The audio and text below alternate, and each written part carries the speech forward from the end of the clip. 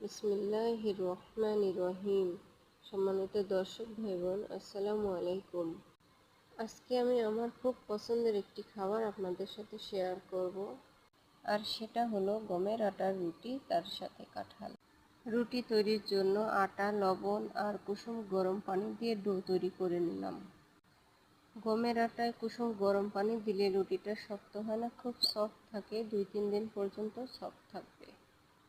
এই আটাগুলো নির্ভেজাল ঢেঁকি ছাঁটা গমের আটা, ঘরে তৈরি, মায়ের হাতের। দেখুন ভিউয়ার্স, আমি রুটি তৈরি করে নিয়েছি। চুলায় ফ্রাই প্যান বসিয়ে রুটি দিয়ে দিলাম। একটু ভাপ ছেড়ে দিলেই রুটিটা উল্টে দিয়ে একটু ঘুরিয়ে ফিরিয়ে আর একবার উল্টে দিলেই ফুলে উঠবে রুটিটা। রুটি মূলত 3বার উল্টেই ভাজতে হয়, এতে রুটি নরম থাকে। দেখুন ভিউয়ার্স, আমার সবগুলো রুটি সুন্দর ফুলে উঠেছে আর দেখতেও খুব লোভনীয় লাগছে। আমার তো খুব পছন্দ গমের আটার রুটি, আর তার সাথে কাঁঠাল।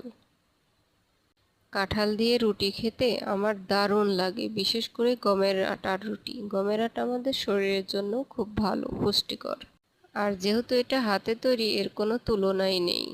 সম্মানিত ভিউয়ার্স, কেউ কি আছেন যারা আমার মতো কাঁঠাল দিয়ে গমের আটার রুটি খেতে পছন্দ